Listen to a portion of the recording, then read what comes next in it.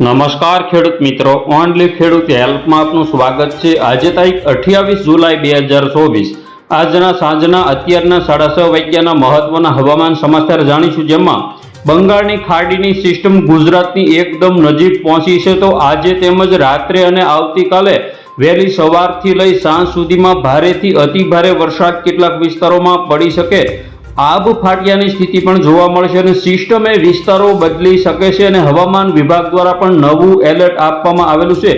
જોઈએ સંપૂર્ણ અપડેટ। ચેનલમાં નવા હોય તો સબસ્ક્રાઇબ કરી લેજો। ખાસ કરીને વાત કરીએ તો ગુજરાતની ઉપરથી આ રીતે સિસ્ટમ પસાર થવાની છે, જેમાં મધ્ય ગુજરાત, સૌરાષ્ટ્ર, કચ્છ તરફ તેનો માર્ગ રહેશે, ત્યાંથી અરબી સમુદ્રમાં જશે। તો જોઈએ અત્યારની લેટેસ્ટ અપડેટ। અત્યારની આપણે વાત કરીએ તો અત્યારે ખાસ કરીને સિસ્ટમ ઇન્દોર, ઝાંસી, નાગપુર આ બધા વિસ્તારોની અંદર સક્રિય છે અને લો પ્રેશર સિસ્ટમ જે આગળ વધી રહી છે અને વધુ મજબૂત બનવાની છે, ગુજરાતની નજીક આવશે ત્યારે અતિ મજબૂત બનશે। અત્યારે આપણે ECMWF મોડેલ મુજબની અપડેટ જોઈએ તો ખાસ કરીને સૌરાષ્ટ્રના કેટલાક વિસ્તારો છે, જેમાં ભાવનગર આજુબાજુના વિસ્તારો અને બીજા છૂટાછવાયા ભાગોમાં ઝાપટા જોવા મળશે। દક્ષિણ ગુજરાતમાં જંબુસર, કરજણ, ડભોઈ, સિન્નોર આજુબાજુના વિસ્તારો તેમજ ખાસ કરીને દહેજ, ભરૂચ, કોસંબા, વંકલ, ડેડિયાપાડા, ઉમરપાડા તેમજ સુરત આજુબાજુના જે વિસ્તારો છે, બારડોલી, તાપી, નવસારી, બિલીમોરા તેમજ વાંસદા, વલસાડ, ડાંગ, સાપુતારા, સતાણા, ભવનાથ, અંબોશી આજુબાજુના વિસ્તારો, વાપી, ખાડોલી, કપરાડા, વાની આ બધા વિસ્તારોમાં પણ વરસાદ પડી શકે છે।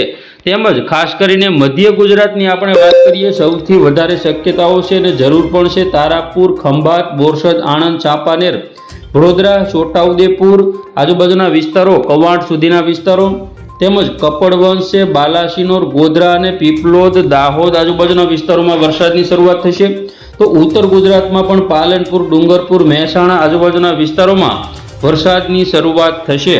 હવે જોઈએ આપણે રાત્રિની અપડેટ, જેમાં રાત્રિના 12-1 વાગ્યાના સમયગાળા દરમિયાન ઉત્તર ગુજરાતના વિસ્તારો અને મધ્ય ગુજરાતના વિસ્તારોમાં સૌથી વધારે વરસાદ આપણને જોવા મળશે। જેમાં ઉત્તર ગુજરાતના વિસ્તારોની વાત કરીએ તો ઉત્તર ગુજરાતમાં મોઢેરા, મહેસાણા, વડનગર, હિંમતનગર, પ્રાંતિજ, માણસા અને મોડાસા આજુબાજુના જે વિસ્તારો છે, સિદ્ધપુર, પાલનપુર, ખેડબ્રહ્મા, ઈડર તેમજ ડુંગરપુર આજુબાજુના જે વિસ્તારો છે તેમાં વરસાદની સૌથી વધારે સંભાવના છે। તો મધ્ય ગુજરાતની આપણે વાત કરીએ, ગાંધીનગર છે, અમદાવાદના થોડા ઘણા વિસ્તારો, કપડવંશ, બાલાસિનોર, બાયડ, માલપુર, કડાણા, લુણાવાડા તેમજ જહલોદ તેમજ મેઘનગર આજુબાજુના વિસ્તારો, મહેમદાવાદ, મહુધા, આણંદ, બોરસદ, તારાપુર, ડાકોર, ગોધરા, પીપલોદ, દાહોદ, ચાંપાનેર, છોટા ઉદેપુર, વડોદરા, બોરસદ તેમજ ડભોઈ, કવાંટ આજુબાજુના જે તમામ વિસ્તારો છે તેમાં વરસાદ આપણને જોવા મળશે। સાથે સાથે દક્ષિણ ગુજરાતની વાત કરીએ, અમોદ, રાજપીપળા અને ભરૂચના વિસ્તારો તેમજ સુરત, તાપી, વલસાડ, નવસારી અને ડાંગ જિલ્લાના જે વિસ્તારો છે તેમાં વરસાદ જોવા મળશે। સૌરાષ્ટ્રમાં ભાવનગર જિલ્લાના છૂટાછવાયા ભાગોમાં ઝાપટા, હળવા અમીસાટણા રૂપી સામાન્ય ઝરમર વરસાદ જોવા મળી શકે છે।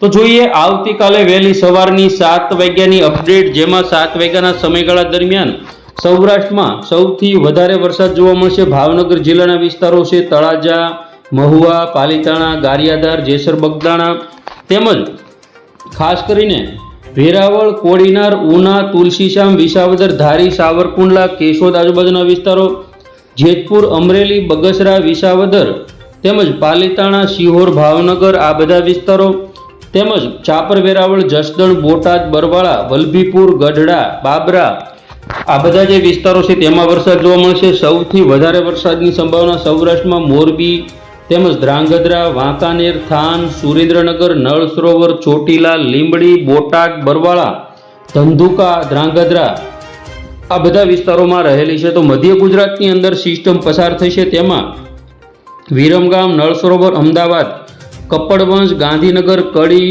બાલાસિનોર, બાયડ, મહેમદાવાદ, મહુધા, ડાકોર આજુબાજુના વિસ્તારો, ધોળકા, તારાપુર, ખંભાત, બોરસદ, ચાંપાનેર, વડોદરા, દાહોદ, ગોધરા તેમજ છોટાઉદેપુરના જે આ વિસ્તારો છે, અલીરાજપુર છે તેમજ બોડેલી, કવાંટ આ બધા વિસ્તારોમાં ભારેથી અતિભારે વરસાદ પણ જોવા મળશે। જંબુસર, કરજણ, ડભોઈ, સિન્નોર, ભરૂચ, દહેજ તેમજ દક્ષિણ ગુજરાતના આ જે બધા વિસ્તારો છે કોસંબા છે, વંકલ, ડેડિયાપાડા અને ઉંબરપાડામાં પણ ભારેથી અતિભારે વરસાદ.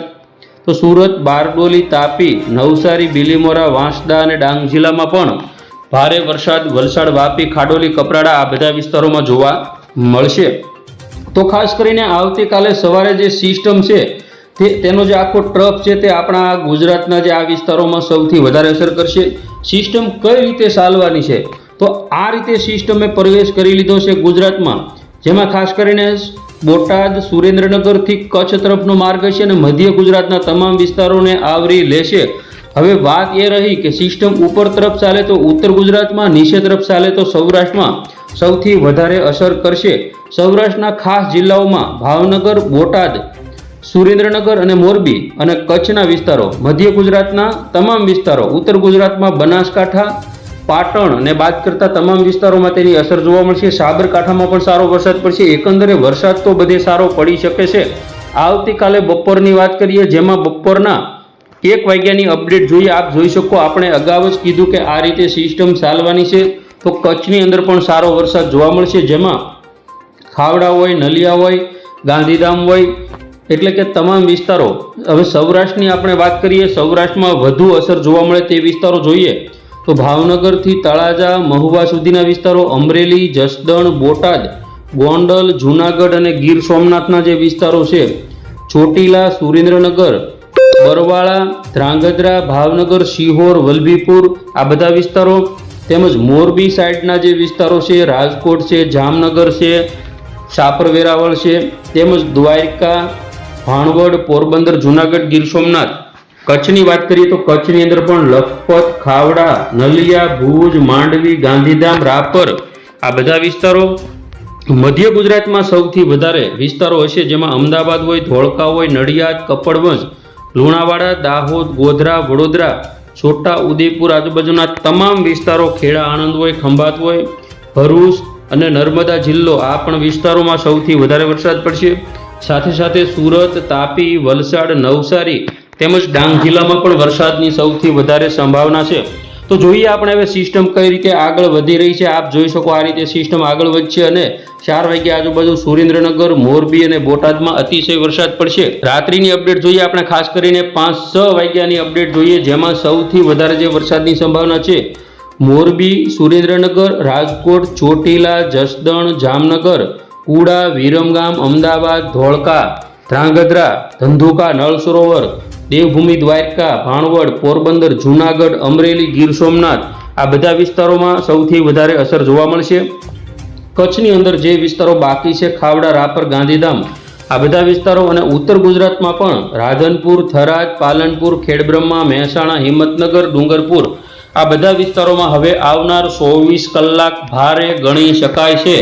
જોઈએ આવતીકાલે રાત્રિની અપડેટ. તો આવતીકાલે રાત્રિના સમયે સિસ્ટમ આખી કચ્છ ઉપર છે, જ્યારે નલિયા સુધીના વિસ્તારો, ગાંધીધામ, રાપર, ભુજ, ભચાઉ તેમજ સૌરાષ્ટ્રનો પણ વારો પાડી શકે, જેમાં જામનગર છે, દેવભૂમિ, દ્વારકા, પોરબંદર, જૂનાગઢ અને રાજકોટ, સુરેન્દ્રનગર, મોરબીમાં સૌથી વધારે આવતીકાલે રાત્રે વરસાદ પડી શકે.